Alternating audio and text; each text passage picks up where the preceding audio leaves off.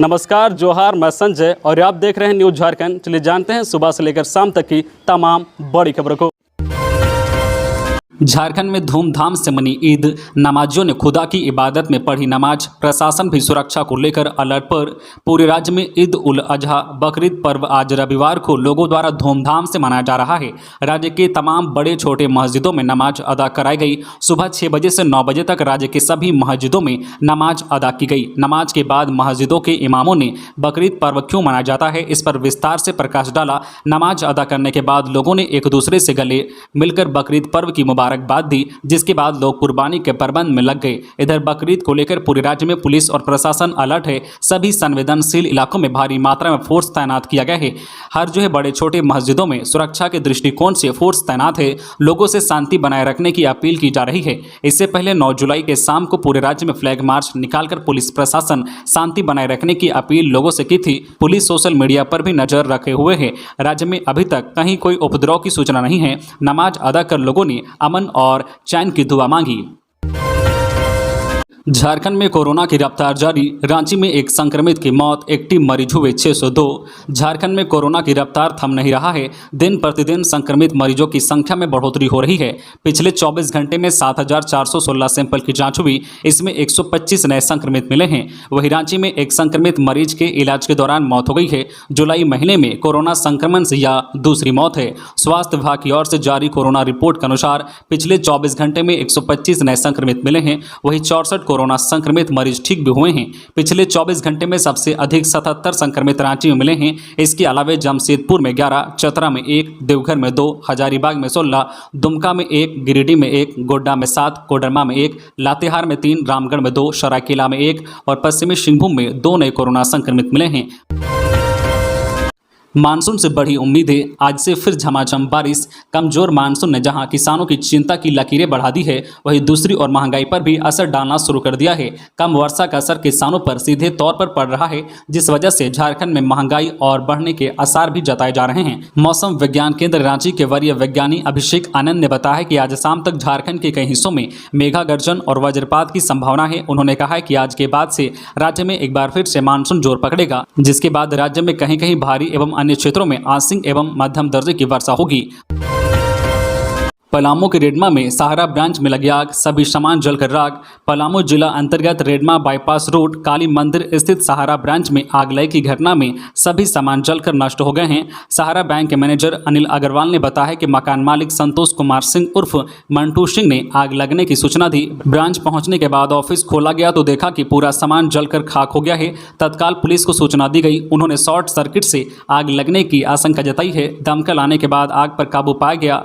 इस आग लगी की घटना में करीब 8 लाख का नुकसान हुआ है। उन्होंने बताया कि इस ब्रांच से करीब 4,000 खाताधारी जुड़े हैं। खबरों में आगे बढ़ने से पहले आपसे रिक्वेस्ट है कि अगर आप चैनल को सब्सक्राइब नहीं किए हैं तो प्लीज चैनल को सब्सक्राइब करके बेल आइकन प्रेस कर दे, जिससे आपको झारखंड की हर छोटी बड़ी खबर का अपडेट आप तक पहुंचता रहे। चलिए बढ़ते हैं खबरों की ओर।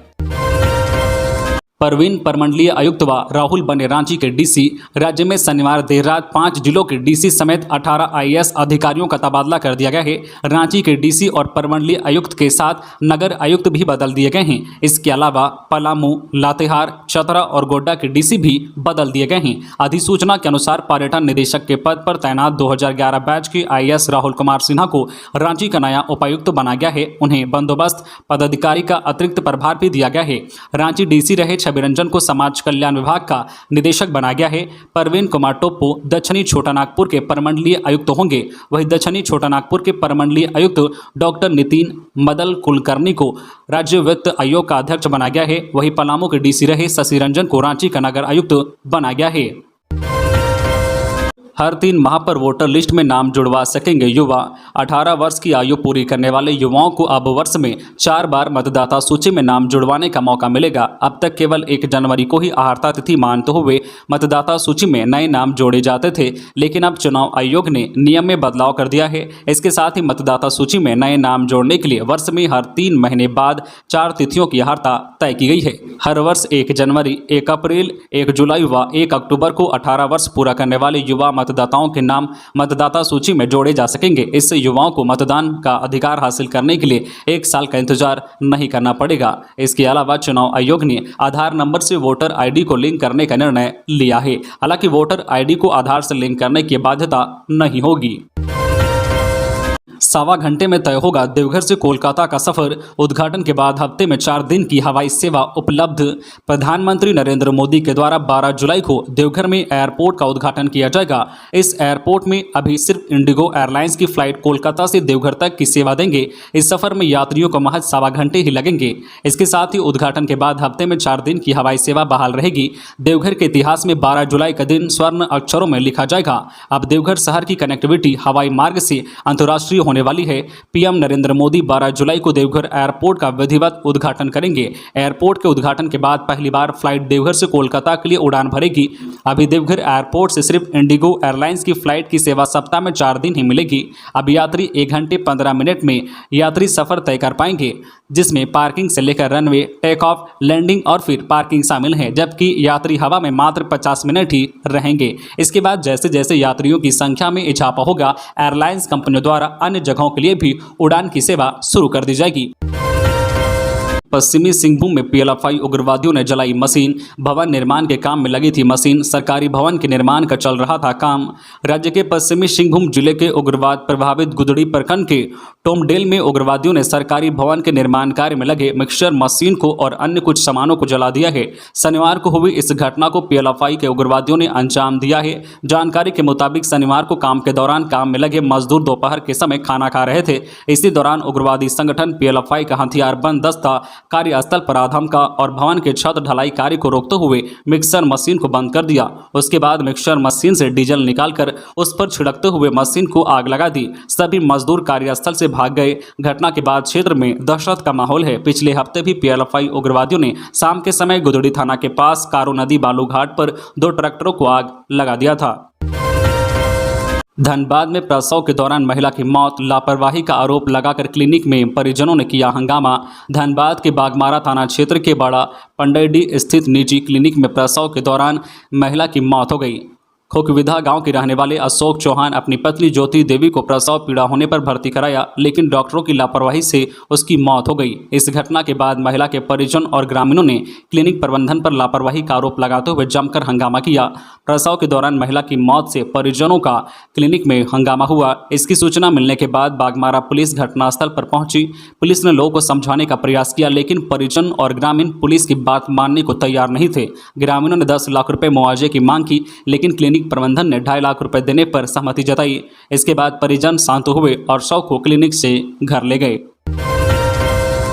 बाबा धाम मंदिर में रांची के मेयर से पुलिस ने किया दुर्व्यवहार। रांची के मेयर आशा लकड़ा के साथ देवघर के बाबा बैद्यनाथ मंदिर में तैनात एक एसआई और पुलिस जवान ने शनिवार को बदसलूकी की।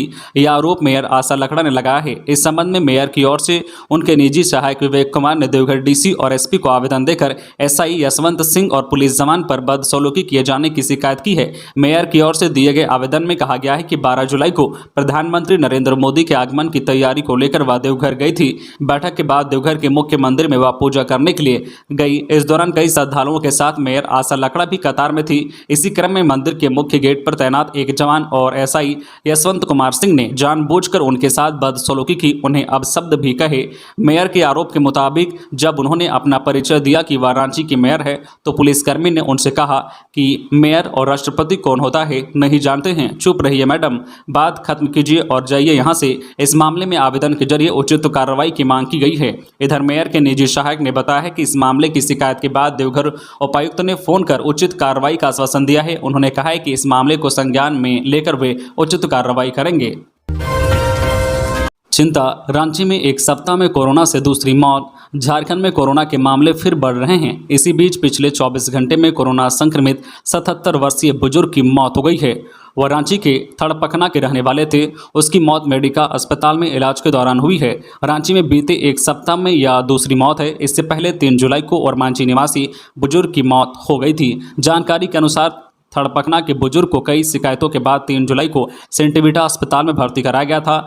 जांच में वे कोरोना पॉजिटिव मिले थे। इसके बाद उन्हें मेडिका में भर्ती कराया गया था। रिम्स के विशेषज्ञ चिकित्सक डॉक्टर देवेश ने कहा है कि कोरोना अब आम बीमारियों की तरह हो चुका है। इससे डरने की नहीं बल्कि सावधान रहने की जरूरत है। मरीज सिर्फ कोरोना के लक्षण से नहीं मर रहे हैं, गंभीर रोग भी मौत का कारण बन रहा है। हालांकि जांच में पॉजिटिव आने पर कोविड से मौत कहना स्वाभाविक है। उन्होंने कहा है कि बहुत अधिक खौफ का माहौल बनाने की आवश्यकता नहीं है। हालांकि लोगों को सतर्कता बरतने की जरूरत है। आंदोलनकारी संघर्ष मोर्चा की बैठक 16 को।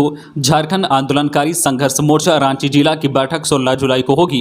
रांची के मेन रोड स्थित अंजुमन इस्लामिया कॉन्फ्रेंस हॉल में बैठक होगी। इसमें मोर्चा के सुदृढ़ीकरण और विस्तारीकरण के उद्देश्य से रांची जिले व रांची महानगर कमेटी का गठन किया जाएगा। यह जानकारी झारखंड आंदोलनकारी संघर्ष मोर्चा के संस्थापक व केंद्रीय प्रवक्ता पुष्कर महतो ने दी है। पुष्कर ने बताया कि राज्य के अन्य जिलों में संगठन का दौरा व गठन कार्य किए गए हैं। इसी कड़ी में रांची जिला और रांची महानगर समिति का गठन किया जाएगा।